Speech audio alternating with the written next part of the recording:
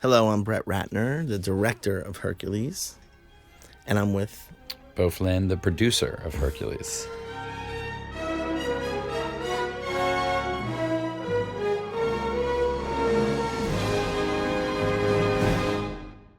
This all started, I guess, when MGM sent me the graphic novel that was published by Radical Comics. And I read it, and I thought, wow, I've always got in the back of my mind that I wanted to direct a sword and sandal film, and loved, of course, Ben-Hur and Spartacus and all those great movies, and always dreamed of working with thousands of soldiers and huge sets and stuff. When I read this, and the graphic novel by Steve Moore, rest in peace, was so brilliant because it demystified the myth. It totally took the myth and flipped it on its head. And that's really what hooked me and why I thought this was a worthy Hercules. I'd heard about 40 Hercules movies made. There was Italian Hercules. There was actually a Chinese Hercules that had the guy who played Bolo in Enter the Dragon was actually in the Chinese version of Hercules. So there's been about 40 versions of Hercules throughout the years.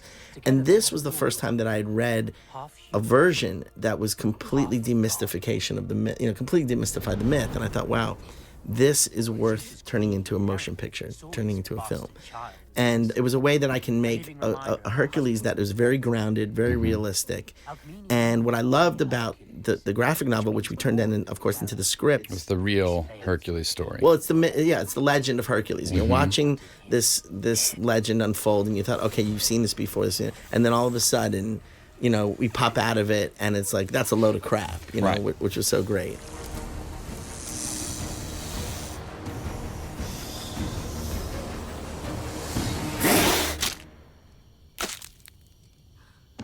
Luckily, he took after his father. Once he reached manhood, the gods commanded him to perform 12 labors, 12 dangerous missions.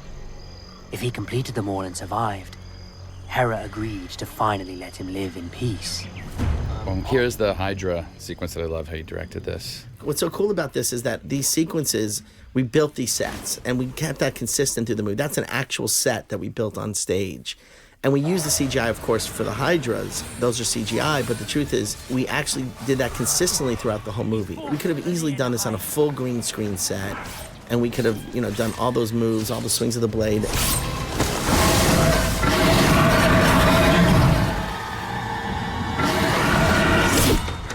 And this too, this was actually in a real location. Matthean boar, yeah, which is great.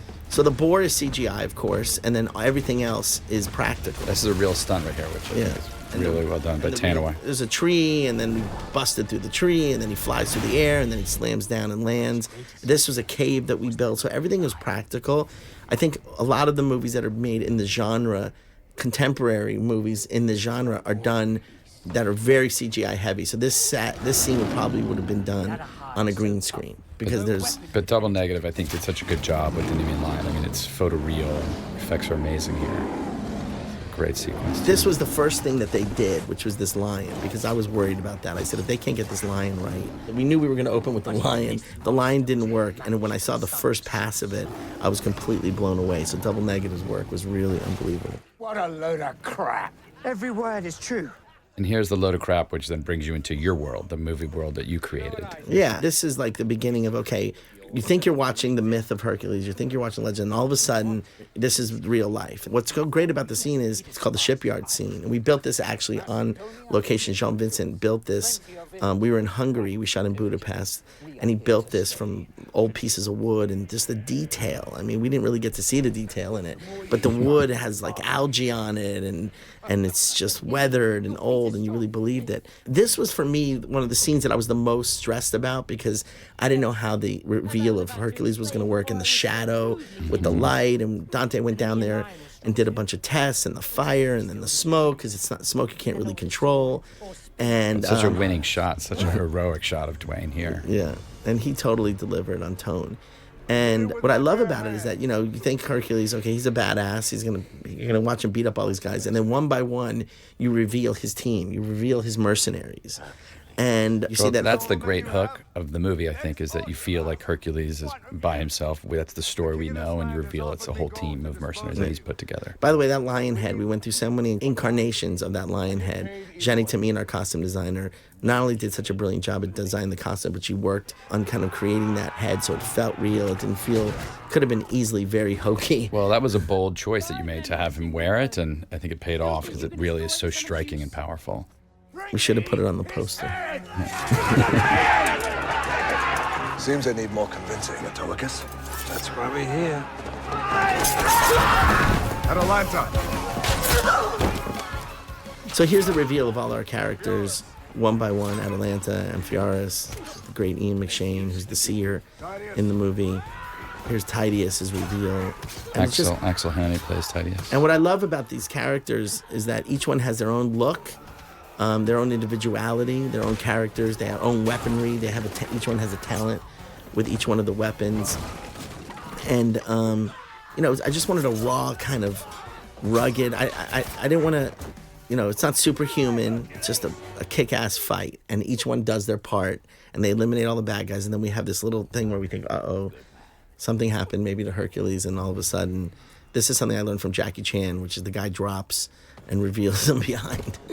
And I love that it sets the tone for the movie perfectly here. Yeah. That you're going to have a good time. It's very grounded. It's real. And who all these characters are really efficiently. Hurry! Hurry! Hurry! That's a great laugh.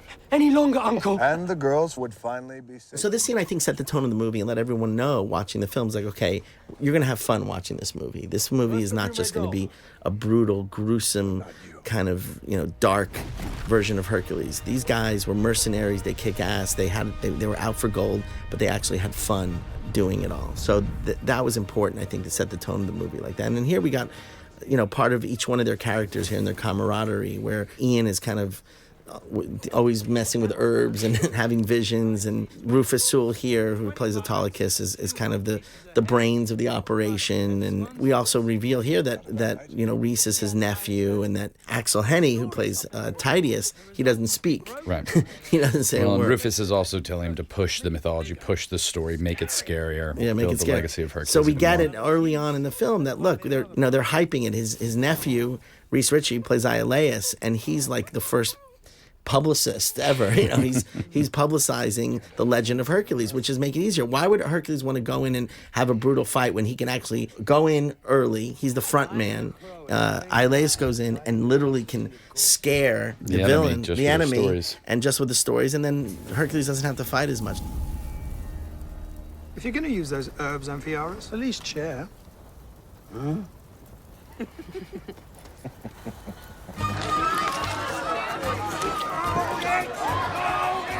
Now here they're in a tavern. It's a great set built by Jean-Vincent Puzzos. I found Jean-Vincent because I love this movie that he did, a production design called Lord of War. And then he ended up doing Amour while I was prepping to get ready to do the movie. And when I saw Amour, it just put me over the top. I love Lord of War, but then when I saw Amour, I thought, I could not believe that was an actual set.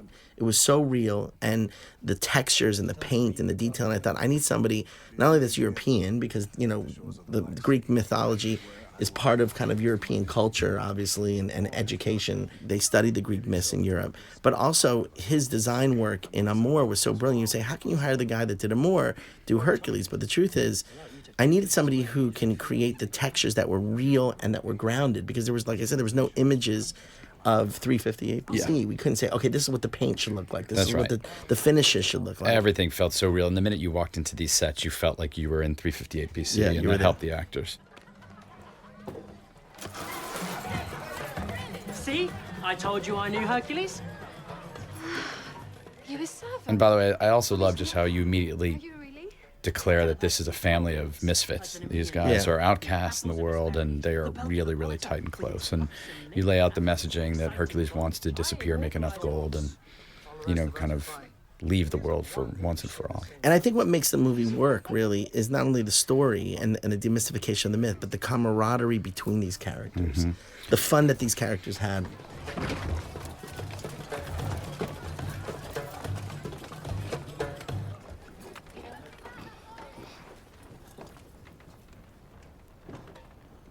This is Rebecca Ferguson, who's a great, fantastic actress, and is Swedish. We have a lot of actors from Scandinavian, from the Scandinavian Norway. countries. Norway, we have 3 Norwegians, 1 Swedish, and they have great. She actors. was I think she was a discovery here by we read hundreds of actors. girls. She came in. Bo was there. You were there in the casting, right? We looked at each other and we were like, "Oh my God!" We had kind of tears in our eyes, Yeah, but we were she hiding was them from amazing. each other. And I didn't want you to see me crying. And she's actually very beautiful. And I loved, by the way, the fact that she had freckles. And I said, let's not put too much makeup on where we lose your freckles. So we kept the freckles on her, which is great. Destroyed, crops ruined, innocents slaughtered. We all have problems. Or perhaps. I think what helps is not only the acting, and the actors' talent that they brought, but also the costumes, the sets, every detail of this movie, every department. The lighting too. Yeah, and of course Dante Spinotti, who's my longtime collaborator, did such a brilliant job because, of course, it has to feel that everything is firelit. That there's no practical source. lighting, no source. So really, Dante did a brilliant job at kind of creating a realistic world and giving it it had an elegance and a sophistication. This was a great laugh here. Actually, Mark Helfrich, my editor, said when I actually did that shot, said, you didn't put enough food on his plate. I said, what are you talking about? It's just a joke. It doesn't. No, it's going to be much funnier if you pile the food on his plate. Where are we going? So all these shots here of these exteriors are all in Croatia.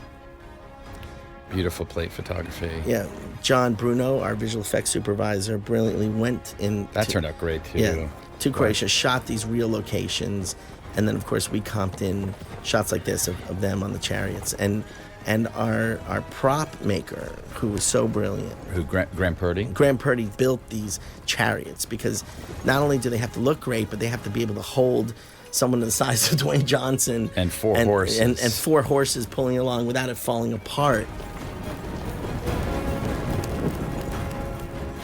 Let's talk about the Citadel because I know that's one thing that people really are blown away by, this build. And this was something that you were so adamant about building, that scale and scope that you were really adamant about. And why? I understand why now. When you see the movie, it's just completely, you get lost in this world. And this Citadel that you designed is absolutely epic. I think it was great for the actors, too, because I remember first day on set, everybody was walking in awe. They were looking around. They were like, oh, my God, you felt like you were in an epic period movie. And that was what was so cool about it. I thought it really helped for the actors and the moments. And this right here, Peter Mullan, who plays Hercules, is just such a brilliant actor and was so committed to his character and just grounded everybody and was a great villain and henchman to Lord Codus. Uncle, Hera, impressive. It's meant to be. It took 5 years and 1,000 men to build her temple. Hera's the patron goddess of Thrace. Everyone knows the legend, how Hera seeks to destroy her. It's amazing because everyone thinks that this is visual effects, and it's funny because people are like, oh, the visual effects in the Citadel was great. I'm like, there's none. This is all a build. Yeah, it was amazing. And here is Isaac, our young Arius. I know all your labors by heart. You killed. He's a terrific. He was a real find too. I mean, we read hundreds and hundreds of young boys, and this was a huge role for us. And Isaac Andrews, and I love the dynamic between him and Dwayne, and his love for Hercules and knowledge of the myths and the knowledge of the labors and enthusiasm of Hercules kind of was very. It's a very pure relationship, and that's important, especially since his family was murdered.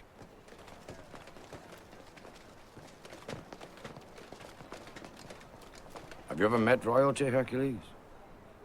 Once or twice. So here's our first flashback, and we see ancient Greece. We see the king of Greece, King Eurystheus, played by Joe Fiennes.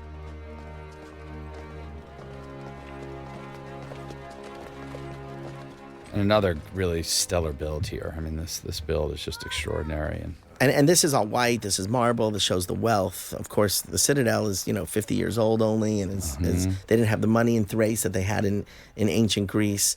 And here, of course, is Hercules' wife, the beautiful Irina Shayk. Joe Fiennes, just such a spectacular actor and so good in the film. Whenever I'm here, I imagine this is what Elysium must look like. Well, men like us have the means to... He had this little thing where we put a little bird in his hand. I don't know if you notice it, but it was just a character thing where he just was obsessed with birds everywhere. And the inside of his cape later on has got the design of peacocks. I mean, everything kind of, Yeah, that's what's so great when you have such great costumes. Oh, here's another important story beat of demystification of the myth. This is really clever in terms of the real Hydra, were assassins disguising themselves as serpents. And that just breaks down perfectly the Hydra that we saw in the beginning of the film as one of his labors. Come, let the people have their hero. This juxtaposed really nicely, you're right, with Thrace and just getting to see the opulence and the wealth of Athens. And what this really does, and it was subtle, I wanted to do it in one shot. I don't want to bang it on its head, but I wanted to show the fact that the crowds are cheering louder for Hercules here. And subtly, Joseph, if you look at it, you see the envy that he has. He's the king, and the audience is cheering, and there's envy in his face.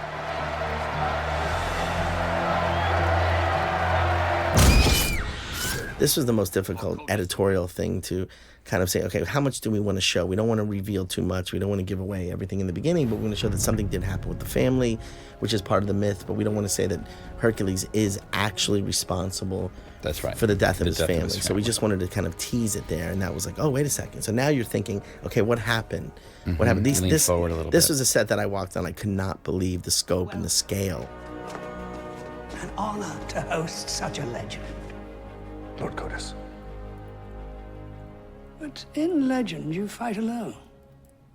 My reputation would not exist without my comrades. You shot them so well. A lot of times you build sets, but look at you shot every corner of this set. Yeah, well, I love using anamorphic photography, and the fact that this was going to be my first 3D film. We shot it in 2D, of course. We converted the film to 3D. Stereo D did such a brilliant job in it, but all my shots in 2D always have tremendous depth and layers and atmosphere. And we did it with the soldiers, we did it with the atmosphere, we did it with the lenses and the scope and size of the sets, so that when we converted to 3D, it was just organic to And this is a full 360-degree set too, which is something I'm just so proud of just everything is really built. A lot of times you build 10% of the set and then extend it, and here it's all These built. two guys, John Hurt and Ian McShane, the last time they worked together was 50 years before this film. So it was great to see them together and to have them working together. The experience that these guys had is probably 100 years of acting experience on the movie, and they were excellent. They kind of grounded the movie and gave us the depth. Well, fun introduction too of John here as well. You immediately get who his character is and love him. That arrow effect was a Neil Corbold special. Again, just in camera. Neil's so brilliant at special effects, because what I love is doing practical special effects and doing the least amount of visual effects possible. And he had so many gags that he rigged for this movie, and that was the most fun. I mean, from flipping the chariots to kicking up. So many of these effects were practical, done in the old school kind of with mechanical effects ways. Only by a god. Rhesus is a sorcerer. This was an idea that we came up with in the last minute. Really works well, I think. Yeah, and we wanted to kind of show a little bit more of the myth in there. And set up Rhesus as the evil warlord that they're fighting and kind of keeping down Thrace. A lot of these films are very fantasy heavy, and our goal was kind of really to do the antithesis of that. So we were resistant in the first pass of the movie to have any kind of the fantasy elements, but we realized that the audiences kind of wanted to, we wanted to kind of, that's why we only showed the 3 of the 12 labors in the beginning. We wanted to show the labors and then start our film. So I was resistant to put anything in the middle of the film that had any fantasy elements, because I wanted them to stay kind of caught up in our story, which is the antithesis of the fantasy film that people are used to seeing. Here is like you always wanted to do the kind of favela version and show just how bad this war is and how the other kind of people are living, and I think it really helps the cause here of him taking the job. As Bo said before, we built these set pieces, that favela area across, and it was all built, and of course the visual effects were used just to extend it, to make it bigger than it was. But you can actually walk through there and see the details of where people lived, and as if it was fully lived in. And even though we never stepped foot in there to film, it was a fully lived in set. If we ever decided to go in there and shoot it, Jean Vincent prepped it as if it was something that was totally livable and photographically ready to film. I just love these corridors too. They're just so rich and textured, and again, just great builds. And it's great seeing all of them together. I just think it's such a great team, and this was a really cool design shot. You came up with you and Dante. Which is why I got them to double our price. Double your weight in gold. Well done. Amphiaris? If it be the will of Zeus. Which title sounds more terrifying to our enemies? Hercules, Savior of Thrace, or Hercules, a Legend is Born? Both sound terrifyingly boring. What are we supposed to do with an army of farmers? Train them. Oh, shit. This is here in Budapest, this set that we built. The exterior of it, the big wide shot, was photography from Croatia. But then the actors came into the set, and we're here, and this is actually a huge set piece. But we're in Hungary, and the saddest part of this is that they tore this down after. I know. They should breaks have turned my heart. Yeah. They should have kept it forever.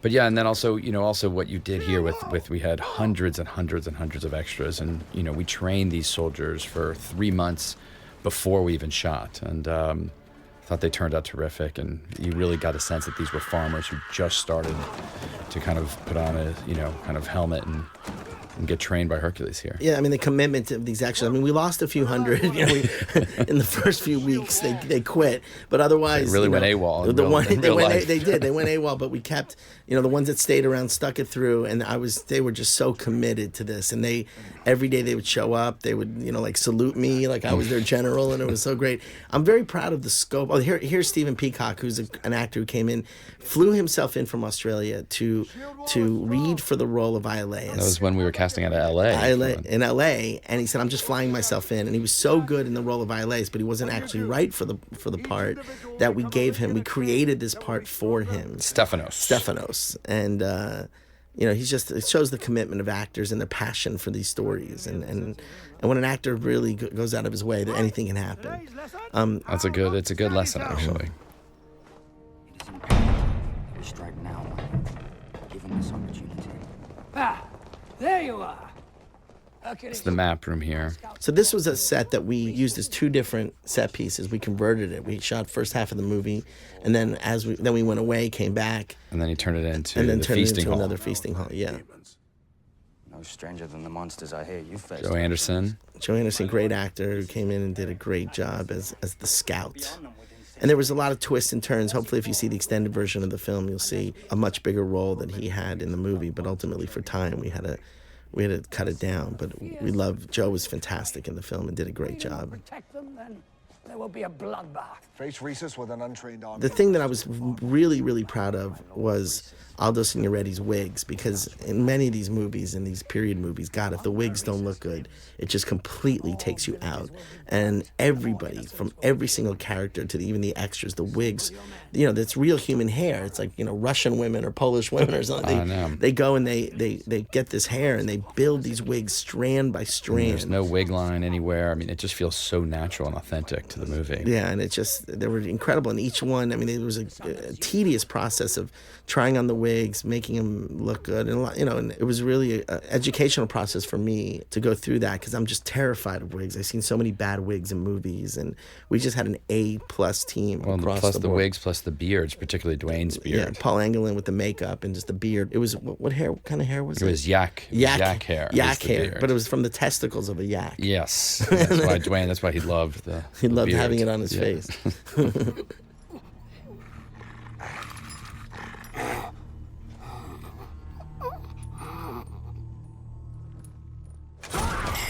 So Dante also, his lighting is just, Dante's always thinking about the story, always. And nothing ever feels false. It's always driven by the narrative and the story. He's never trying to show off, which he can easily show off all day long.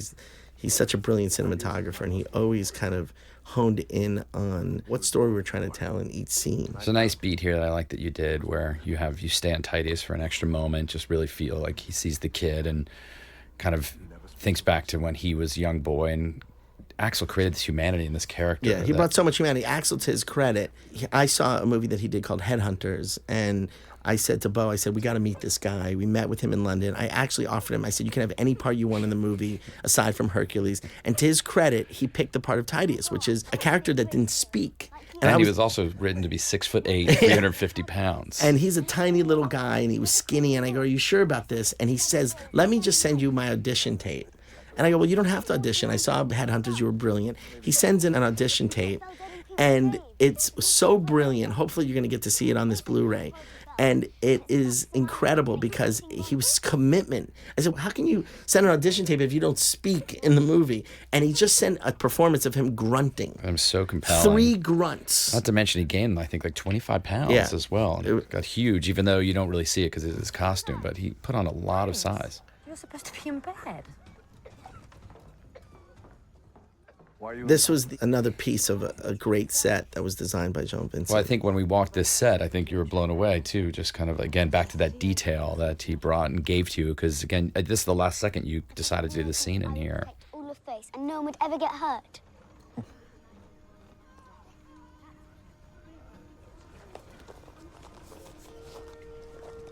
Dwayne has incredible humanity and a huge heart, and he's such a likable and relatable person. And he brought so much of his own humanity into the character.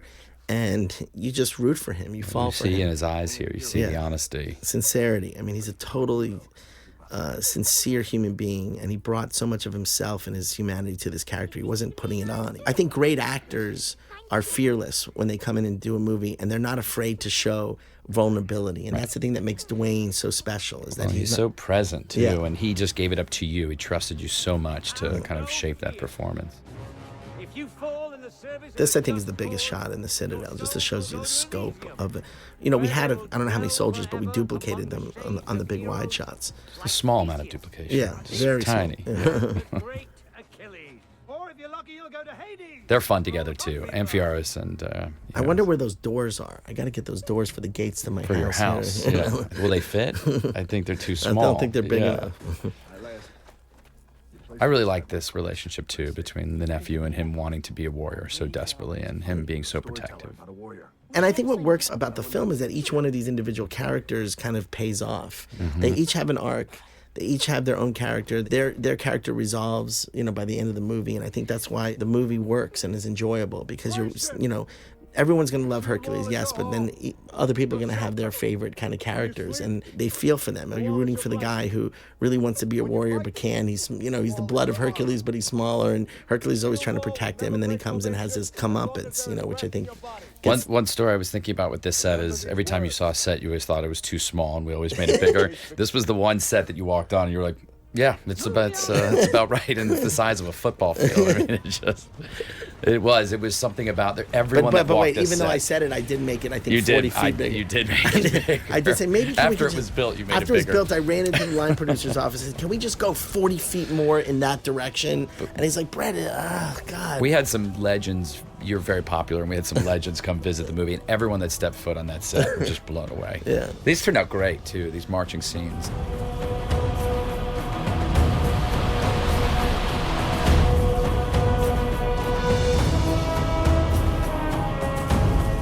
Look how real that is. I mean, for visual effects, that's all really feels real. And I love this cliff off to the right here and the water.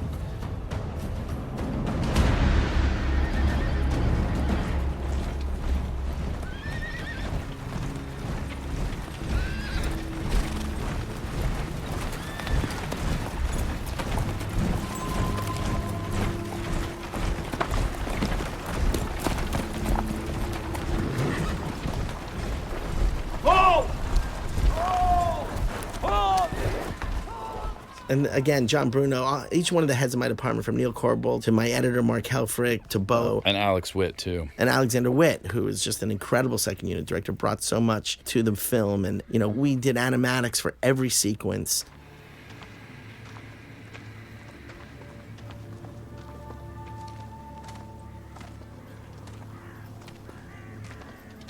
This is the beginning of the Bessie battle, which is, I think, the biggest battle I've ever shot, or most complicated sequence I've ever shot in a film before. Hundreds of soldiers, hundreds of extras, and hundreds of makeup and hair people. I mean, I think what time would they have to come? 3, 4 in the morning? 2. They were at 2 a.m. to start their hair and makeup. You had 500 soldiers at least, and you had at least 500 Bessie. You had to put through the works. And this was a full build, too. Again, just back to kind of keep everything real and grounded. I love how this Bessie village turned out. And this is the first week of shooting, and I wanted to be with the biggest... First day. Yeah, the first day of shooting with these huge shots with huge scope, and I wanted to dive in for the most difficult stuff. If I got through this and survived, I knew we were going to get through the whole movie. I tell everyone that really bad producing here. On the first day shooting your biggest battle scene. But Neil, again, did a brilliant job at controlling this fog, all the smoke and the fire.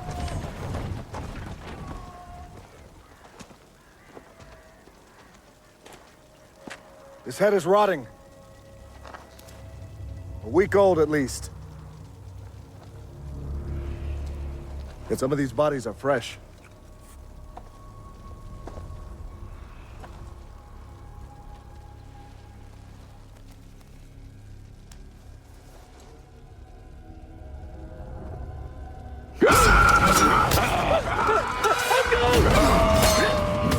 So our makeup and prosthetics were designed by Connor O'Sullivan. He did such a brilliant job at creating these green Bessie characters, and it took hours. They were giving me estimates, but it took hours to literally all hand done, every single one of them, every single day. one of these characters. So I don't know how many. I mean, it was like the biggest assembly line. They would come at 2 a.m, get their hair and makeup, get dressed, get propped up. And they all trained for a long time too, shaved their heads. Yeah, they all shaved their heads. They all put the beards on. There was an incredible amount of work that went into this Bessie battle. I mean, I think on an average day, we would have about 2,000 people on set between the crew and the soldiers and the extras. Yeah, I remember we served 2,500 lunches every day for this. Wow. Yeah.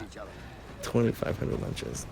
Just that, that element alone is. But I love the detail and the shield. I mean, all these shots were done by John Bruno and Dean Wright, our visual effects producer, who did a brilliant job at kind of connecting the dots, because I was obviously on the ground shooting the battle, trying to put all the pieces together, and they kind of, along with Mark Helfrich and Julia Wong, are great editors. What I love you did too is you really told the story and you understood the geography. A lot of times in modern fight scenes, you just never know where you are, and here you always kept context of geography. That's important. I mean, in battle scenes, to have an understanding of, they walk into this village and all these guys are surrounding them, and that's what those big high shots, which normally I probably wouldn't do, because sometimes they could take you out of the movie and be like, okay, where are they getting the shot from?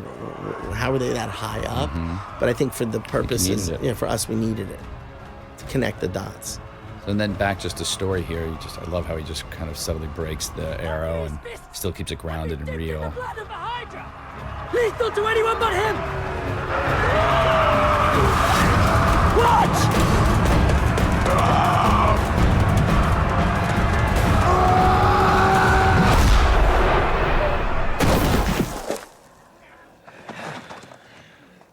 Did you see that? The gods fight on our side! Hercules! So all this atmosphere and stuff, and we had these mortars that went off once the battle started, added for the 3D. It just looked so fantastic, and the smoke and the layers and the depth of field. And that's, to me, is one of my favorite shots in the movie. Dwayne's just such a monster there. Works so hard. Actually, now I'm thinking, did you do the commentary on After the Sunset? With you? Yeah. This was, how many years ago was that? That was... Bo produced my film. 11 years ago. I'm looking at him, I'm going, Jesus, 11 years ago we did the same thing. I know, but you and I look exactly the same, too. I'm only 50 pounds heavier. No, you're lighter. One person, too, that I think we should talk about is Alan Poppleton, who designed these stunts and stunt coordinator. Alan's from New Zealand, and he did such a great job at kind of designing all the fight sequences, because I just wanted to be raw and this movie's PG-13, as you can see. There's not a lot of blood in it, but we wanted it to be brutal. We wanted to feel like you were there in the thick of it, in the middle of it. If you notice, there's not a lot of shaky camera. There's no tricks. It's just every shot is very composed. That's because we did an animatic, and every single shot here, pretty much every shot is in the animatic. So it's composed, set shots.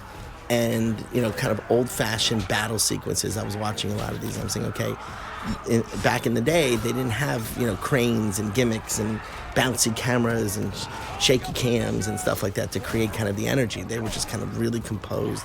Very few handheld shots in this sequence. And the audience really responds to that, just making it feel real. And you just don't see, now it's all CGI. You just don't see real soldiers fighting anymore. Yeah. But see all those stuff in the foreground, the mortars and stuff going off, that's like dirt being shot up, and creates kind of the energy and this atmospheric stuff flying around. I was very surprised when we shot this right here with Ian, because Ian's in his 70s or 70s. And he's a young 70. Yeah, very young. He looks like he's 50, but he was doing incredible physical. He goes, I could do it. Let me try it. Let me get out there and do it. And he was awesome. Better than the stunt double. Yeah, the double did a few of them, and we just brought Ian, kept bringing Ian back to do it.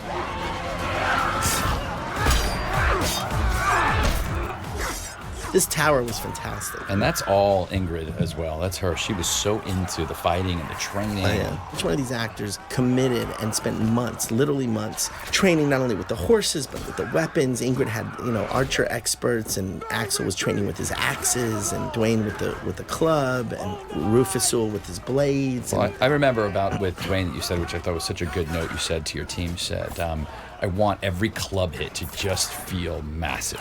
Just when Hercules hits you with his club, it's well, good I wanted night. to find the language. Like, what does it look like? What does it feel like? What does it sound like when you get hit with that club? Yeah. And there's different ways you can hit somebody. You can hit somebody with the tooth. You can hit somebody with the end of it. With a and power. So we wanted to make sure that you felt the impact of that club. Sound is a big part of it, but we wanted to really make an impact, but not look superhuman. We could have been hitting people. There's maybe 2 shots in the film where he hit guys, but he used all his power and they flew through the air, but they were on a horse coming in the opposite direction, so it made sense. I think this is the hardest sequence I've ever done in my entire life in any movie. I love this bone whip here, which is just really nice detail. And yeah, well, it's pandemonium. You're just really, but yet still, you stay true to story and keep everything on track. And this is good. There were so many pieces, but I think it was imperative to have an animatic in this. There was so much going on. You had to keep track of what. And my editor Mark was getting pissed at me because he was like, stop sticking to the animatic. It's too normal. It's too. I know, but there's a huge story that we have to tell, And this is nice too, this real moment of humanity, what war is like and losing friends. So I'm proud of it because, like, look at that shot with all those soldiers in the background. Anytime, even though we were focusing on the foreground, we always had huge depth, huge amount of soldiers in the background. Just a quick story, I left Budapest for 2 days and came back, and you were all excited, and you're like, Bo, and you're like, we're not going to do 2 horses for Hercules' chariot, we're going to do 4. Every time you left town, I just kept adding stuff. And I was like, great, terrific, 4 horses, what does that look like? But you were right, it really gives so much just more weight to Hercules. I thought that was really cool too, the amphiara's kind of blades that come out of the chariot. I've never seen that before. That was great design. It was mechanical and practical, but it was very cool. It was like a design, probably. It felt real. Yeah. Great. This is when he turns the tide, and this is where, again, those 4 horses are just so much more powerful and cool. And so, I hate to say, but you were right. It's great. I like Hercules too with the sword here. I think it's nice that you changed it, and I just think it just gives it a different flavor. This was 105-degree weather. Literally, I thought people. And there's a great story where one of these extras fell asleep under a tree. He was so tired, woke up in the middle of the night, started walking down the street, and got pulled over by a cop. And the cop said, "What are you doing?" And he said, "Oh, I'm in a movie. I just fell asleep under a tree." They're like, "Come on, sir, you're coming with us," and put the guy in jail. He thought he was insane. He looked like a green guy walking down the street in the middle of the night.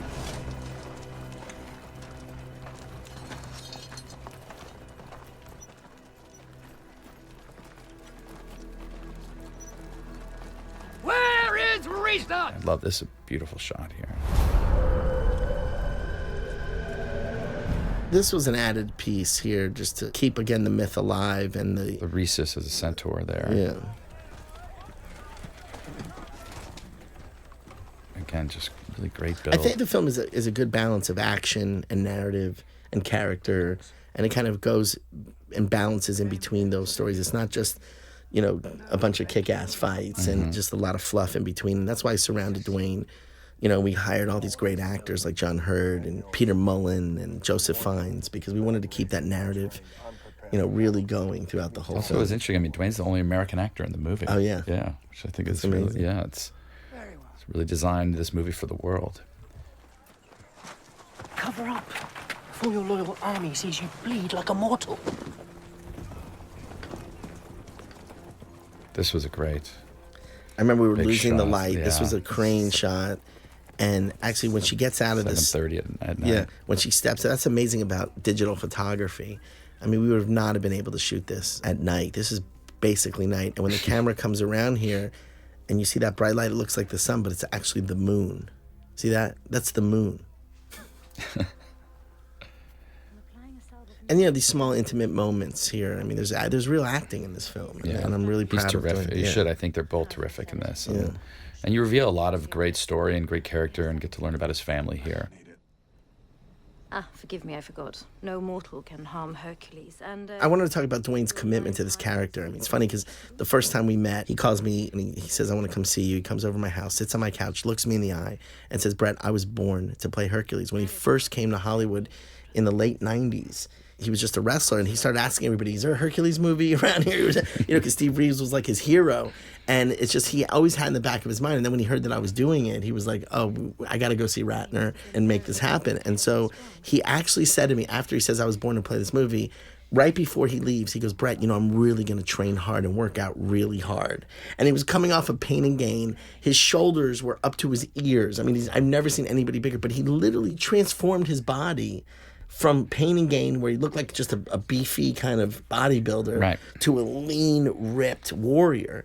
And his process was so incredible. He would wake up at, 2, 3 in the morning? 3 in the morning. 3 in the morning, wake up at 3 in the morning, eat. I think he would work out twice before I even started thinking about 8 meals a day. 8 meals a day. What was it? 8,000 calories? 8 to 10,000. 8 to 10,000 calories. He drank like gallons of water.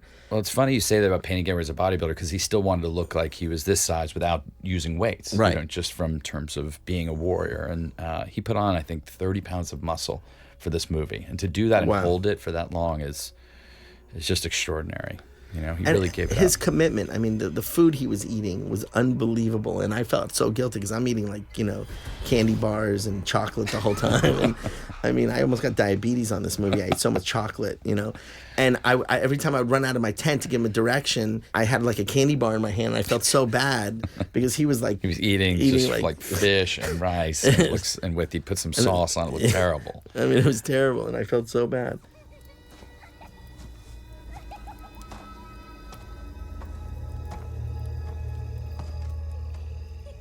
Everything was built here. I mean, every hut, every detail. I mean, everything. Jean Vincent just really did a brilliant job, and this was. So cool. So I think it's a really cool sequence. We had hundreds of these dead guys. They're real guys laying here in this. It's the middle of the night. In the middle of the night. It's freezing this night. I mean, oh my God! And I could not believe Irina Shayk agreed to get and lay in the middle of all these dead bodies. I know.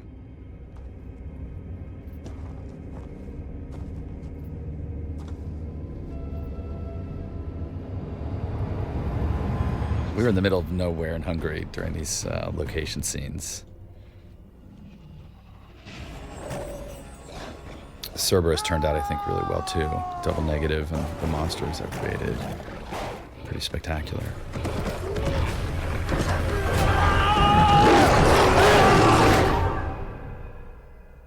And this is a really nice moment too between Tydeus and Hercules here. I think shows their friendship.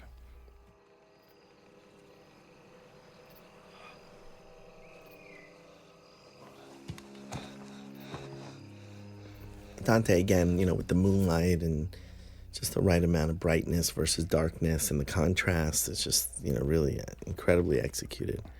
This was crazy because this scene took place at the Citadel, and we had cut it out of the movie because we wanted to get to the Bessie battle faster. And then I was like, you know what? I want this dialogue. I think it helps with these characters. I think it helps with our storyline. And we went and we put it in the middle of the forest. So these are completely cut out. These two guys are cut out. And as you know, without using green screen, it is almost an impossible task. And they rotoed this whole thing by hand. They have to roto every single frame of these guys. And it's seamless. I tell, obviously a lot of filmmakers were at our premiere, and I tell people about this scene, and no one believes it. Oh, my Nobody. God. So I was very proud. I was nervous. I thought it was going to look really hokey. Yeah, but look over even through his hair and everything. I mean, that's all rotoed by hand. Wow. And this was an important scene. I'm glad that the scene is in the movie, Again, big crane, wide shots.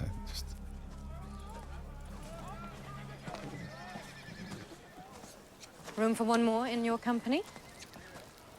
It would be a pleasure having female companionship for a change. Atalanta doesn't quite count. No offense.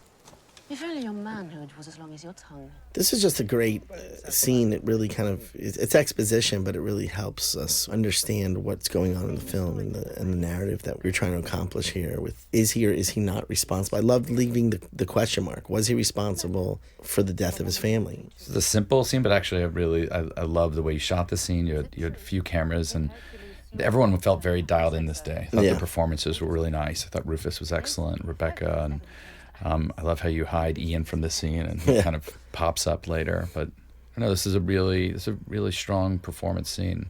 It tells a lot about Hercules and the team around him. And John Bruno really wanted to put the Mount Asticus, which you talk about, in the film, and we see later, in the way distance back there, and came out great. Even the details, Johnny's costumes here, just all really pop. And well, everything was handmade. I mean, the incredible detail. That was a silk kind of undershirt that she designed, and people take for granted, just this small little moment. But I mean, she worked for weeks on this. Months. The whole movie, but just even that shirt. Send him on all the most dangerous missions. For 12 labors. And he took me with him. I love the love and support because I think it's important to understand why they were there for Hercules, why they stuck by his side, and I think this scene really emphasized that. So you really understand their love, what their personal commitment, and based on their backstory and their experience and how they met Hercules and why they stood by his side. Because then you really are vested and you really care. Well, this is a scene me and Evan really spent a long time on developing, just because it's so efficient. You give every backstory of every character here, and you're right. And why do they follow Hercules to the death? And I think this scene really feels really right. Rufus really had to carry this scene. Remember, he spent a long time with you talking about it and analyzing it. And great actor. Rufus is just a fantastic actor. You haven't seen him play this role before. A lot of times he plays villains, and here he's like really kind of super winning and funny and charming. And he's really handsome, and he got in shape too. He worked really hard. Everybody was so committed to getting their body in shape. Except Ian. Yeah. And was... Give me long sleeves. Yeah. I'd be happy. But yet he looks terrific. Yeah. Love that scar on his face.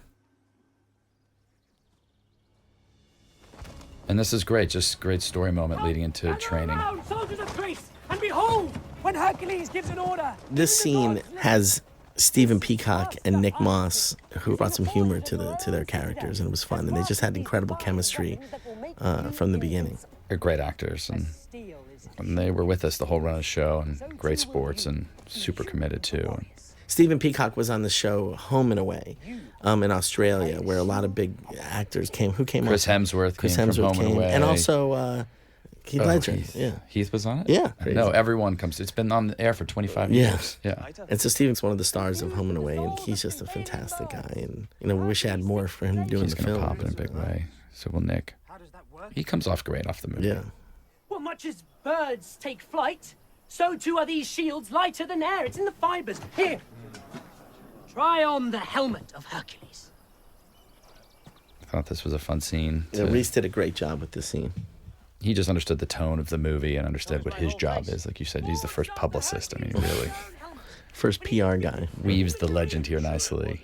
Convinced that these guys... These helmets, the armor was all designed by Italian artisans and built by hand and hammered in the old way that all these costumes right here, if you see any metal, the metal is hand hammered in the way that they did it thousands of years remember ago. The leather shop in the back of these guys, the Italians? I spent a lot of time, the Italians made the best coffee back then. That was my favorite area to hang on. You just open these doors and they're back there with hammers, and this leather just smells through, and they make you these little Italian espressos. Linothorax. Hewn from the skin of the Erymanthian boar. It's indestructible. Wait, if it's indestructible, how did Hercules cut it off the boar? He used an indestructible blade.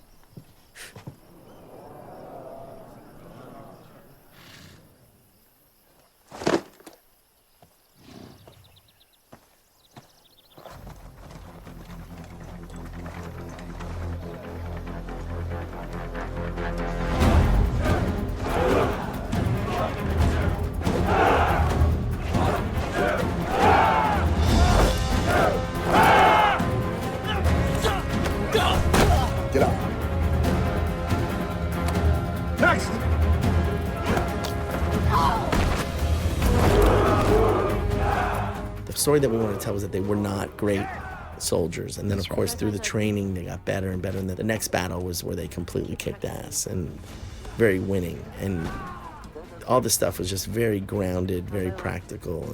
And I love this. This is a great example of Titius kind of charging the shield wall and was stopped. And the look on his face that he was so proud that he didn't get through. Because remember, in the last sequence, he busted through and just knocked 18 guys down on their ass. Single-handedly. Single-handedly. But that look is just terrific. Yeah, It's it's a great moment. He does so much with saying nothing, not even so little.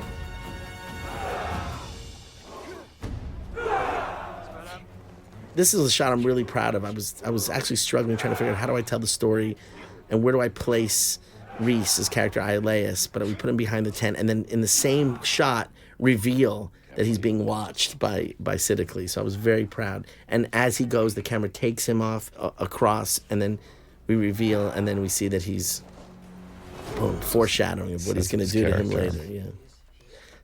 Again, this scene is just a simple dialogue scene, but sometimes it's the hardest.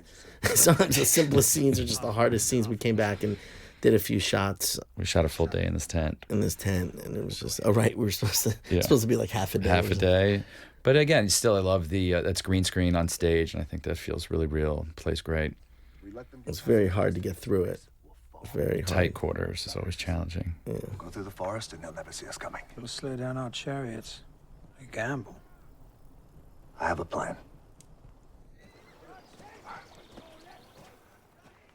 Just love these big shots here. Rhesus has made his camp in Mount Asticus, 72 leagues away.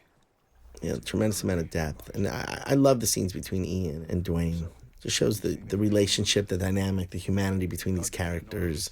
Everyone plays off of him differently in the movie, too, which I like a lot. Everyone has a different relationship. And, you see the emotion when he tells him, look, I think I'm going to die. But it's an ongoing thing, And Dwayne takes it seriously now, and he's bothered by it. You feel the love that he has for his fellow feel comrades. Like he's genuinely moved here. Again, just really strong performance by both of them in this scene. And I think that's what makes the movie work so well, is you really care about these characters. Mm-hmm. It's an action movie, but it has heart and characters that are memorable. And that's really hard to pull off. Did a great job. Just that little touch, that little detail of him touching his arm. So here's that Titius shield wall beat that you were talking about. Again, I try to do these oneers. These are all like one long shots as much as possible, just to try to tell the story. Great makeup too on Axel.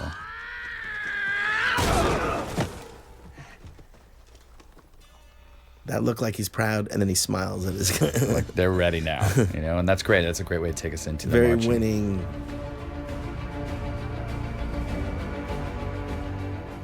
Again, that mountain designed by John Bruno is based on a real mountain. Mm-hmm. Everything just feels very real. These scenes were tough. Oh God, this was a big field that we found. Well, they made this field. Yeah, they created it. It did not exist. Oh yeah, it did not exist. No. We cleared it. Yes. Spent like a month clearing out all the trees there. There were massive holes there, and because we knew there was going to be hundreds of horses, it needed to be flat, just to be safe. So this took, even though it looks simple, it actually was incredibly complicated to achieve. Same thing with this. I mean, we worked for a year. Yeah, I was worried about this with the centaurs and then the reveal of them, but it was very simple, and John really delivered on that. John Bruno, on the execution of that, which is like, okay, you could see where you think, okay, they look like centaurs, and then how do we go from seeing centaurs and saying, how are they not centaurs? How do we go from that where it's not just a visual effect? But I love Rhesus is using legend and mythology to scare the enemy in the same way that He's doing Hercules the same thing does. that Hercules is doing. That's a really cool shot too. Just thousands of extras this day, and it was 110 degrees. I mean, the heat on this field. I remember the hay was kicking off this shot right here, which is just using the backlight, and then they just sit, and then you see them kind of just sitting down on their horses, and you realize, oh, wait a second. And the animatic too was great. You designed a great animatic for this. Try to keep the camera moving, flowing, not big wide shots, using as much of the widescreen as possible. And the best way to see this movie actually was, for me, the ultimate, which is IMAX 3D. I mean, I've never... Unreal experience. Yeah. Very proud. Tobias Santelman, another Norwegian guy. Happy to oblige. Hercules. And this was a hard thing. I mean, at the end of the day, he's a good guy, so you have to believe, you have to see the humanity in the character, and he's fighting for the right cause. But of course, Dwayne's character, Hercules, was tricked by Lord Codus, and you know, there's a huge twist here. So you have to have a guy that you believe is a bad man, but then you reveal is good. And you have to believe he's good. So this was the hardest role to cast in the movie, for sure. Yeah. I mean, we took I think 8 months. We read people. Yeah. And he's the last character cast. and he did a great job. Speak to my lord in such a manner.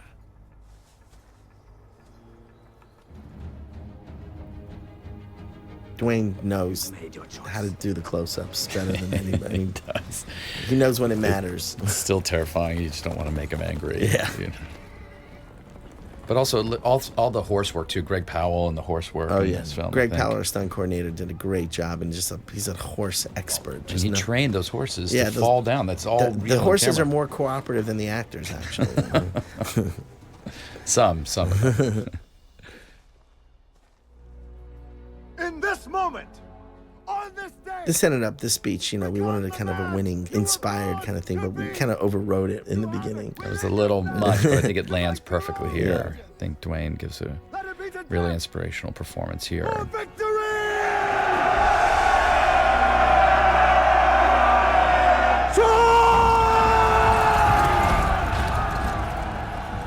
Very little visual effects. You know, we actually built this field. The mountains, of course, are laid in, but 90% of it, I would say, is practical. And we were out there with all these soldiers, with all these guys. It's every element of filmmaking is involved here. Real horses, real soldiers on those horses. Real training, and all the fights were designed. And that's a great moment between Ian and Dwayne. Each actor brings so much, makes such a huge contribution, and they knew who they were, they knew who their characters were. They were really defined, not only in the way they looked, but in what they were going for.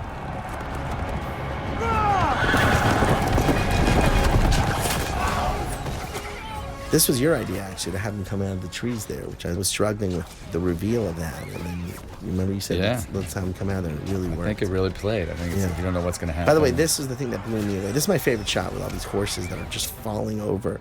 But I was on a 4x4-wheeler, you know, kind of ATV thing, and I was chasing them on this chariot, and it was Ingrid and Atalanta and Tydeus. They were going so fast. They were flying. It was like over 30 miles an hour. Shooting a bow and arrow, balancing yourself on an open back chariot with horses that you can't control which way they were gonna, you know, go. It's just amazing.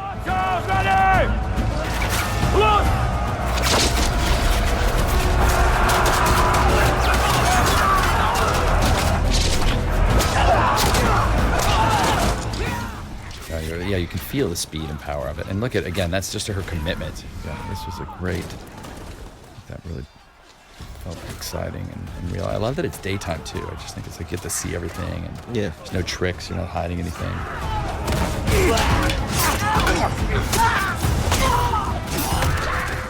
This was actually going to be a oneer, all this, and that's what you can see. It was designed as a oneer, and then I broke it up because it actually works better this way.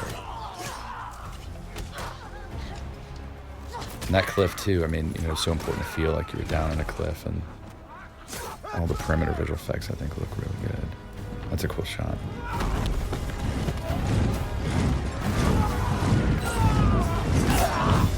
Set them aflame! Again, there's, you know, great visuals, great battle stuff, but then it pays off. You know, this moment here was a huge moment for Ian's character, you know.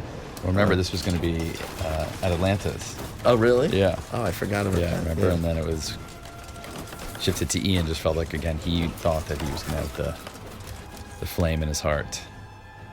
It's great. His performance so excellent there. Maybe not. Maybe not. Attack! Push forward! Even though the Bessie battle was difficult, to say the least, I think this was, as far as scope and scale, it was just so overwhelming. We didn't have a lot of time out here either. Yeah, we didn't. To kill a snake, cut off its head. You just still had a lot of story to tell through the battle sequence. That's the thing. It's not just random battle stuff. It's story. It's narrative. And I love how we ended. I mean, this scene with him flipping this horse, because that was just a big moment. I thought, where are we going to go from there? He just flips a horse. There's nowhere else to go. There's nowhere else to go. Let's just end it there. I don't know when you ever seen someone throw a horse. Maybe Blazing Saddles, he Mambo punched the horse out, but outside of that, never seen this before. And I like that Hercules takes it on personally too. Yeah. To me, this is a little bit like the Troy moment with Brad Pitt when he stabs the guy, He the does big that guy. move, yeah. Yeah.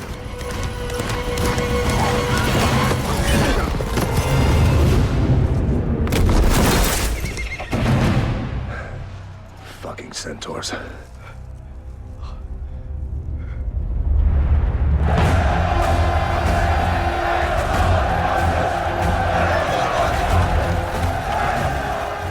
Just every day with all these soldiers and the scope and the scale, and it's just really... It was never an easy day. Yeah, it was just,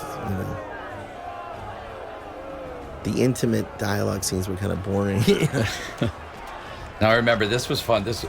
You really had these guys like really whip it out. Oh, they really, almost, a real war almost broke out, because if you see, the soldiers, these guys that are in the line are like scary, pissed off guys. And I kept doing takes, and, they didn't understand it. I kept, one more take, one more, and they kept getting these things whipped at them.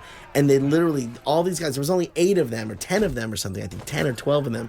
And they were ready to fight like 200 soldiers. They were like, come on, let's go. Let's go. They were so pissed. They were having things. We had to break it up. We literally had to break it up. They were whipping stuff at them. See them laughing in the background because it was about to be a real fight. It was about to be a real fight. It was crazy.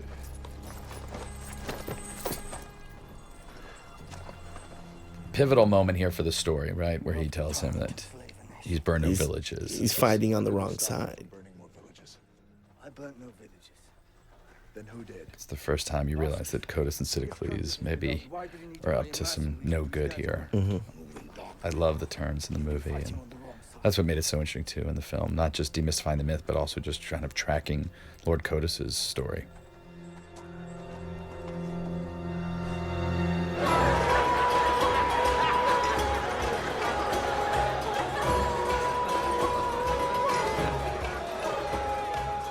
On this one, we converted the throne room into the feasting hall, and it's just an unbelievable transformation. Same set, basically, but completely transformed. I'll say that's good producing. Yeah.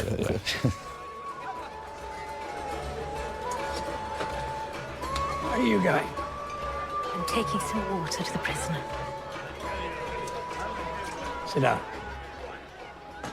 But I love also you added the dancers here. I thought the music was great here. It's just very vibrant and alive, and so different than when we saw them in the beginning. Just look at it, it's real rich. I love the colors too. It just feels very different when you're... Thrace is finally united. Just even the details, to remember how many different crowns you went through. Remember, there's like 30 designs of crowns. But again, that detail is so important, and I don't think people realize what it takes. For all... I love the detail in the armor. I mean, the costumes and everything. Just really detailed. But when you're starting everything from scratch, I mean, it's incredible to see it all come together.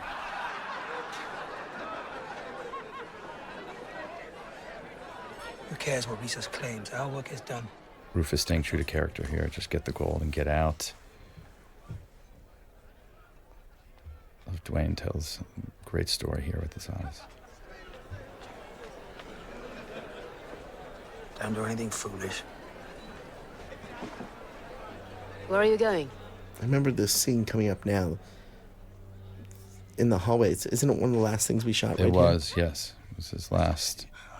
And it was late. I mean, this was at 6 in the morning. Oh, my God. Yeah. It was on the back of a really long day. And this is one of my favorite scenes in the movie. You lie very well. Clearly your father's daughter. Because, I remember you modulated his performance. And it's just so important that you just feel real. He was completely betrayed here. And there's a lot of story you have to give, but just really just a powerful, emotional scene. And Codus poisoned him to take his place. Rhesus fought back. Civil War. I'm proud that we didn't actually go for, because it was tempting to go for kind of a love story line in this film. It's not, people I think were expecting that. Right. You know? But I love that you twisted it and you didn't. It wouldn't have been true we went to his against all the character. cliches of what you've seen in a lot of these films. Yeah, I think he had probably some attraction towards her, but I love that it never went there. Yeah. You know? Take Harris with you, please. Keep him safe. Find another savior. Hercules. Each one of these sets were just so seamless and just connected all together, and just the texture and for me, it's all in the painting and the detail of the sets. And we went for this dark kind of look, darker walls, you know. And again, back to Dante's lighting. Yeah. Just those beautiful fire sourced. And Peter Mullan, too, just even those 2 lines from Peter, he's just such a strong, talented actor. This, to me, is my favorite acting scene in the movie. Between John Hurt and Dwayne. You betrayed me, Codus. I mean, you can hold on their close-ups forever. That shows, I think, you know, a real performance. I wasn't forced to cut. No. I can hold on their faces as long as I wanted. It's so watchable.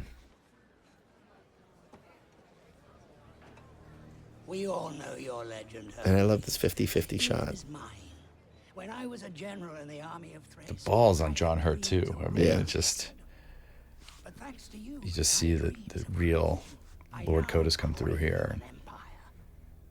His intensity and just his eyes. I mean, for those of you that don't know, John Hurt was in The Elephant Man, played the Elephant Man, and of course one of my favorites, Midnight Express. I mean, the guy's been one of the great actors of all time. Yeah, you really gave him his moment here. Like the square off. You know, the hardest part of acting is listening, and Dwayne is just so focused, and he listens. He's a great listener. That's a really good point. He is. He takes direction so well. Yeah, but I'm saying listening within the scene. Within the scene, too, yeah. Also. He's just always listening. That takes a lot of talent, in my opinion. Nothing feels false. Right? Yeah. Your services are no longer required. I think it's a cool twist, too. You think that he's going to... He just, like, lets him leave, get their gold, and lets them leave. I love that there's no one in the courtyard here except these soldiers in the background. It's just kind of completely empty and dead, and we just get the, you know, early morning kind of... Different vibe than the rest of the film, too.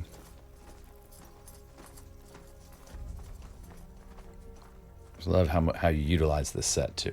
It was such a really... Yeah, I really wanted to show, and great faces here, great extras in Hungary, but I wanted to show the set, you know, and the scope and the scale of it. It was just so impressive. That's the goal. You walk onto these sets and you just see the scale, and you're like, how do I show off? And you did. What I we think you shot. really did. Yeah. You made John Vincent Puzzos very happy, I think, when he saw this movie.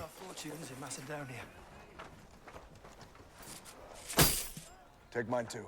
This is the stables, which we had the scene earlier with the kid and Titius, and now but there's a daylight scene. This was similar to the campfire scene, another really heavy, dramatic, really important scene that me and Evan spent a long time on. And yeah. I remember shooting this angle multiple times. I shot Rufus, I turned around, and then I said, we could do better. I turned around and shot Rufus again. And then, I mean, the producers were killing me on the set going, what are you, not happy. What are you doing here? I go, I'm not happy yet. I just have to get it right. And I just kept coming back. We were just discovering he was just doing such unique, interesting stuff. I just thought there was more to explore. Well, I love Dwayne, too, in the scene. He gives, again, another really grounded, real, honest performance. Yeah. Everyone is totally honed in. Debt? You think we follow you because we owe you? I thought Ingrid looked beautiful here. We're family. And she's the heart. I mean, she's speaking for the group, but she's telling him, look, you know, we'll fight for you because we love you and we know you would fight for us, you know. I think Hercules even surprised by their commitment to him here. This is madness. He's saying, no big deal. You made your money. You can go. Move on. That's right. That's fine. But... He'll take Titius and be on their merry way.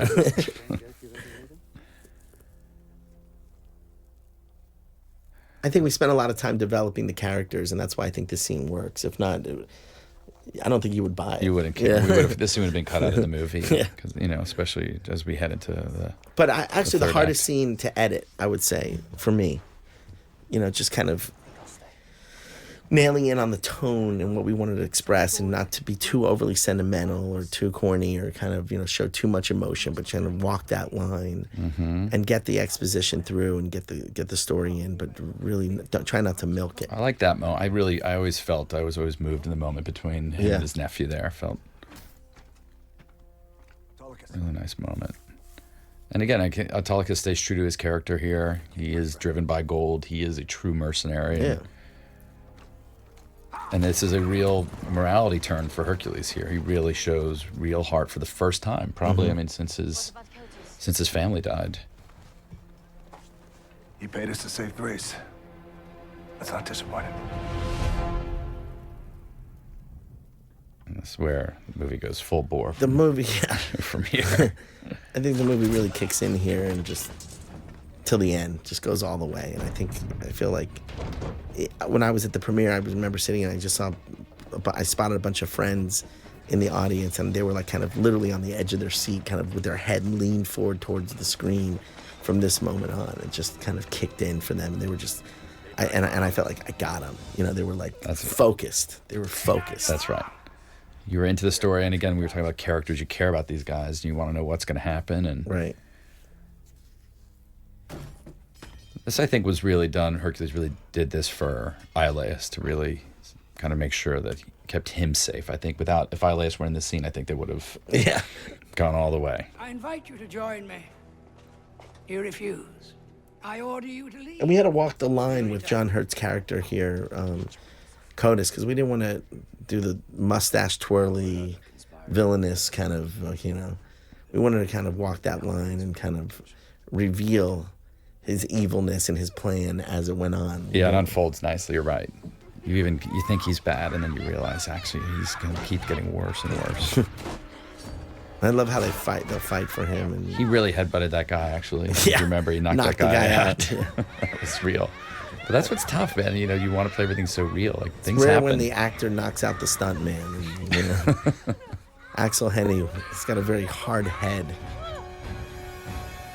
One thing too, Brett, is also is the music, the score of the film too. I think it's like really Fernando Velasquez. Fernando did a brilliant job and really capturing the tone and the emotion and the energy of these scenes. This is my favorite set piece, I would say, as far as the set is concerned and the detail of the set. Full build and the design. I mean, it's just incredible. And we. Again, I can't give more praise to Jean-Vincent Puizos. The guy just delivers on so many levels. This is another thing I was scared of. And you get away with it because it's in his mind, the Cerberus in his mind, and then they break apart, and then you buy it. It's just clever, just in terms of giving the seed of truth to all these legends that we grew up knowing. You're right, the execution was really well done here, and they remember you.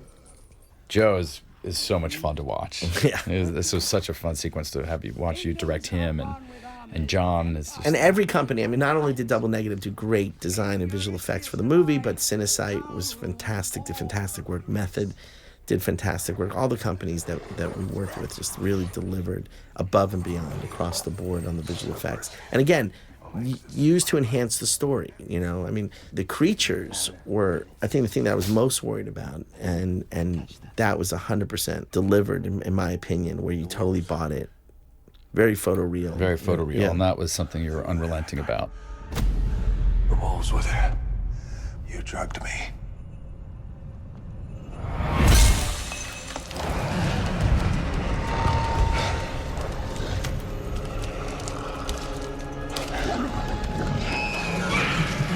All this stuff, these little ideas, these shadows and stuff, this is all stuff that John Bruno, a long-time collaborator, visual effects supervisor, he's done tons of storyboards for this movie and for all my movies, and also designs a lot of, just comes up with great ideas, is always pitching me stuff and just always thinking about story. Everybody involved, Dante, Mark, my editor, Julia Wong, is always constant, debates about, okay, how do we make this better? Challenging. Everybody's always challenging us. Well, and that's just a great. You pick And a great team. you're like the mediator. Like they're in my ear. I get excited about an idea. Like, Brett, that's a bad idea. I'm like, okay, yeah, you're right.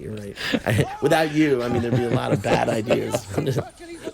No, it's a great. You surround yourself with a great team, and what I'm proud of is that I surround myself with people who aren't. Even though I don't like to hear no, they tell me no a lot, and that honesty is important. Yeah. I had to ruin your name. Those were the three guys in green suits in the wolves, I know. and it took a while to get us there. But you know what? It actually really turned out great. All of you, starting with my faithless daughter.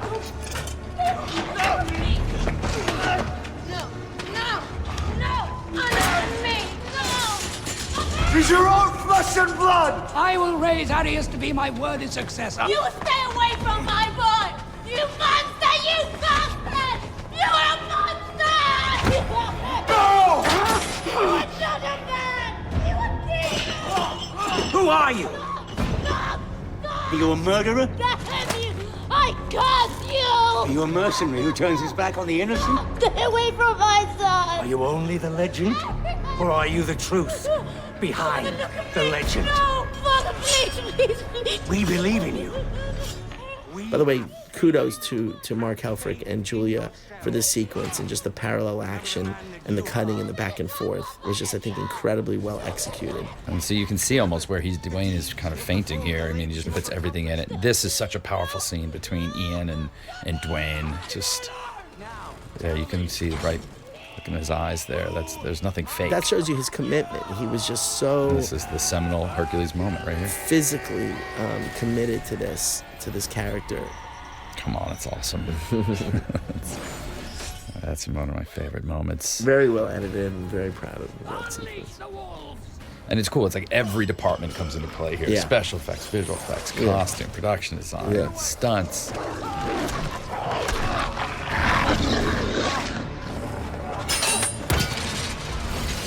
This was shockingly well done. Just the wolves biting him, and he was fighting imaginary wolves there. He sold it. He's completely sold it. With intensity. It's hard when you got little puppets, biting you on the shoulders. Guys in greens, green shirts, but you're right. It really is. You stayed in the moment. You felt like you're in the space. You don't. It never takes you out. And the last minute, I don't know if Mark Helfrich, my editor, or Julia, both of them who worked great together, we switched the order of that splitting the jaw used to be the last moment because that was the biggest moment, and we switched it so he used the Nemean lion tooth. Yeah. I think you did a great job on this sequence, Brett. I really just so complicated, so many things happening, and again, still just very emotional and on theme and on story.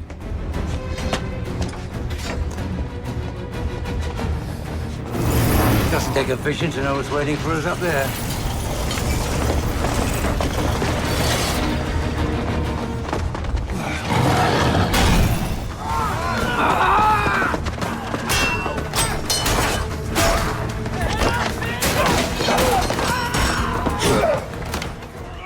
Again, one of the biggest moments in the film is coming up right now.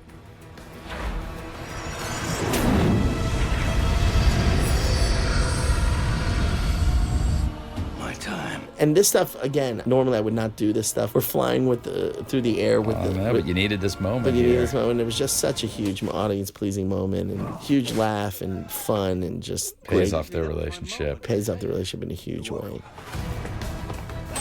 And I love it now. Here he's in Herc mode. He's just in full-blown superhero mode. Nothing is stopping him. Finally owns his fate, knows the truth. And again, but it's still grounded. Yeah, it doesn't get too over the top. It's just one by one, he's on a mission. He's not going to stop until he gets. But it's fun to see those different colors of Hercules over the course of the film. And Joseph Fiennes is just scared for his life. He's like. I think this is a signature set piece in the movie. I really think it's directed so well, and this one always really feels for me like a cornerstone. Notice his peacock design inside his cape. The detail again, it was amazing. And just the level Joseph's commitment. It was just. He didn't go as far as where we had to call him by his character, but he was so committed to his performance, and intensity here. And the audience-pleasing moment, too, just wants to see him get his comeuppance. Yeah. And Dwayne here, I mean, I remember every time we had a visitor on set, you always showed him this scene of Dwayne. It's just so powerful. And just all of his hard work kind of pays off here, I think. You know, his shirt is off now for the rest of the movie. And that's... Look at his muscles. That was real. Yeah. And this is Dwayne. Dwayne saw the movie and said, Brett, maybe you should just milk this a little bit and come back to me for a second of me kind of enjoying this, you know, this revengeful moment. I think he was right. That's a critical moment there.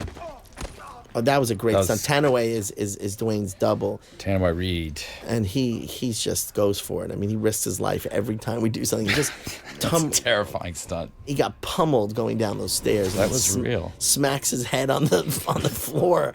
I mean, this guy is just unbelievable. He's one of the great stuntmen in the business. He is. Huge moment for Ailes' character here when he kills Sidicles. You know, just we're so happy for him that he got to, and he calls him warrior. At his moment. This was great in 3D, by the way, when he shoots this arrow and it goes right into the boom. All the arrow play in the movie is great in 3D. I think that really turned out really great. Fun. Stereo D. I think the ultimate way to see this movie is 3D. Well, it's nice because you designed it that way. A lot of people it's just an afterthought. Exactly. This movie was really designed to be 3D. Let's just talk real quickly about night for sunset. Just talk about that. When Dante said that, I think I did have a heart attack. I think. I mean, there was a lot of debate, a lot of back and forth. Do we shoot this at night? Do we shoot this in the dusk? And how do we do it?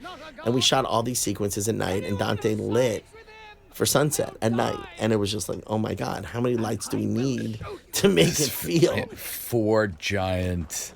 I mean, remember the size of those cranes? Like, four cranes hanging thousands of lights on top of the citadel. Dinos like across. I mean, it was incredible. It was just, and I wasn't worried about it. It looks spectacular on the big screen, you know. But again, to shoot for, we shot for many, many weeks at night, and it was the fall in Hungary. It was freezing cold. Yeah, because we needed also the hours. We couldn't shoot in the day. There was very short days, and we needed the hours, so we spent hours and hours out there. It was 30 degrees here. Everyone is wearing clothes except for Dwayne. He was freezing. I mean, his commitment was unparalleled. I never worked with an actor who... Never complained once. Never complained, ever.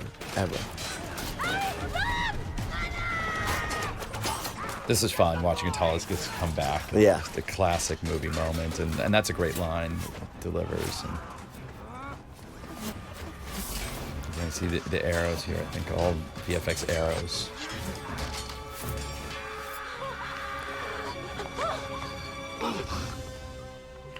Isaac Andrews, the kid, was just fantastic and really physically was able to. A lot of times, you get actors that can act, but they really can't do the physicality. Each one of our actors were incredible. I mean, Axel's like a real stuntman. I mean, the guy is just like willing to do anything. He did probably every stunt himself.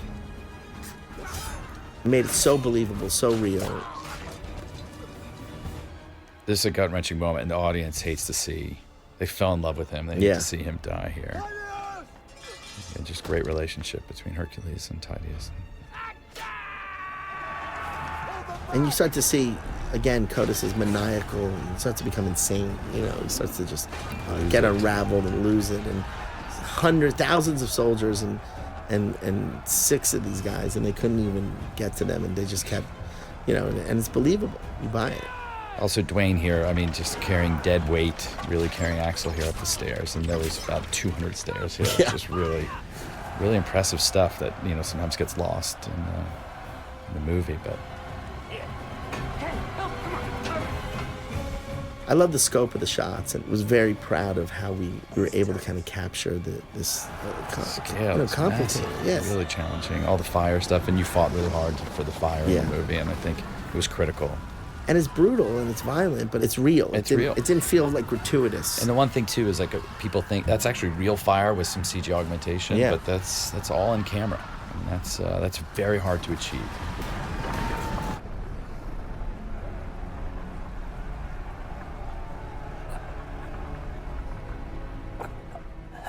And this is a very tender moment, between them. I love when the only word that's uttered out of his mouth is Hercules, and Axel's just a wonderful, wonderful actor. this is a real tender moment between these guys. And the first version of this, we didn't cut away to Codus and the soldiers here, and we just stayed in the moment. But then you were like, wait, what's going on with the army? It's taking so long, so we intercut it. It turned out great. I think it was a great decision. You still feel for these guys, and now he's really mad now. That's all real fire, too. As you said, Hercules, there is no way to defeat a shield wall. There is no way out. Come out and face me. I love that shot where you're looking up at Dwayne, where he's staring at Codus there. He's just so angry. Yeah. It's great eyes. Again, you know, we stretch the believability, but it's still grounded. Like this shot here, how would you do that? You know, obviously it's a CGI extension, but it still is very, very real. And the practicality, when these sculptures blew underneath, they really blew. And everything. It was all built. It was all built. All these explosions and stuff, and the soldiers getting. It's all real stunts and stuntmen there. And a little visual effects help here. Yeah. Just a little.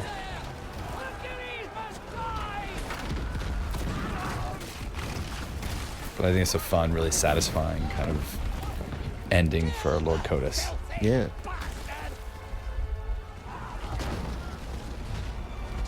Again, the visual effects were enhancements, but this shot blew me away.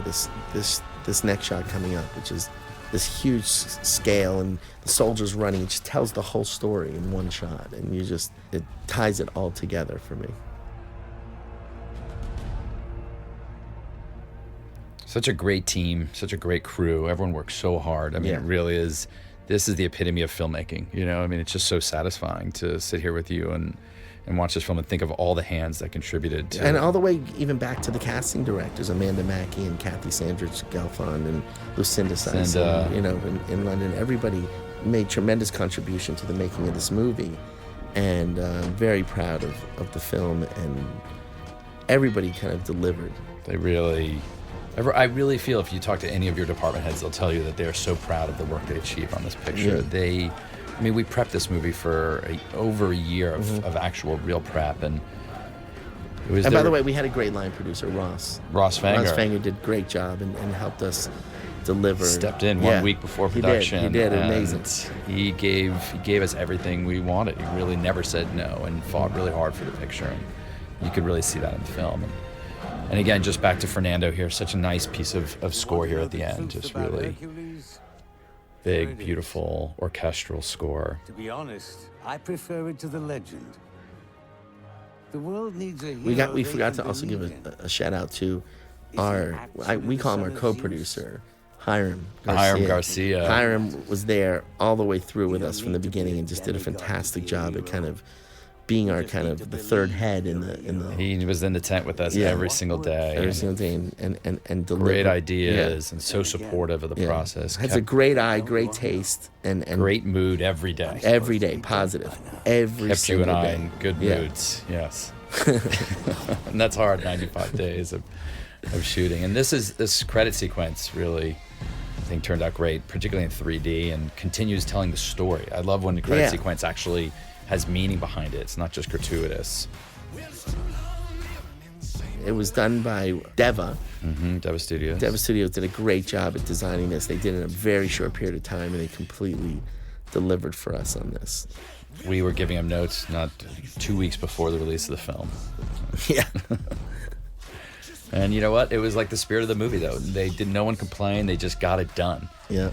And that's what, as a director and producer, you look for.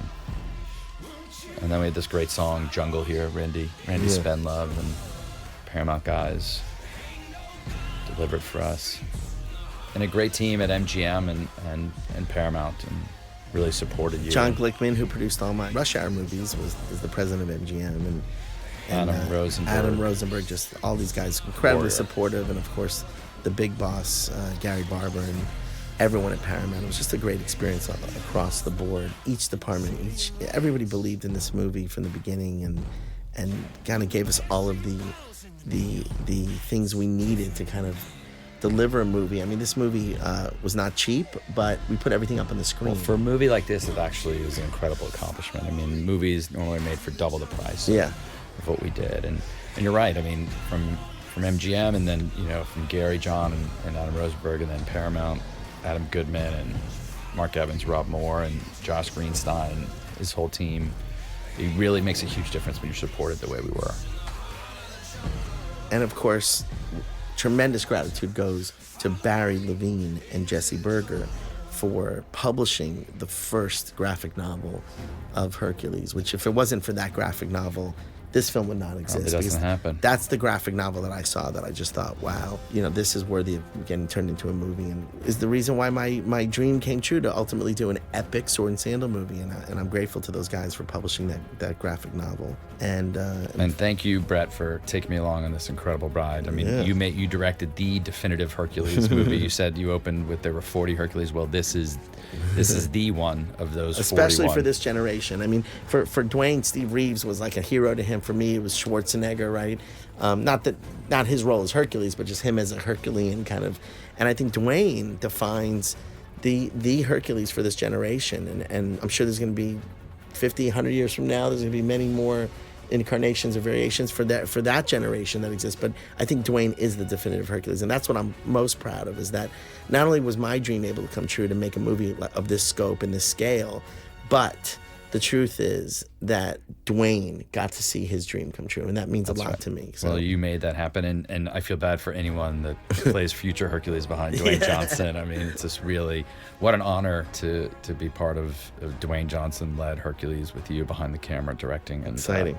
Really, really special, and hope people will enjoy the movie as much as you and I do. Clearly, we love this film and put a lot into it. So, well, thanks for watching and listening, going through the pain of listening to us talk about this movie for 90 minutes, but we hope that you got some insight and some understanding into our wonderful experience in making this movie. I also want to thank Chris Jackson and Tom Harrison Reed, our assistant editors, who just did fantastic work, endless hours, and delivered for us on so many levels. And of course, Stefan Sonnenfeld, our colorist at Company 3. Tim Chow, our mixers in London.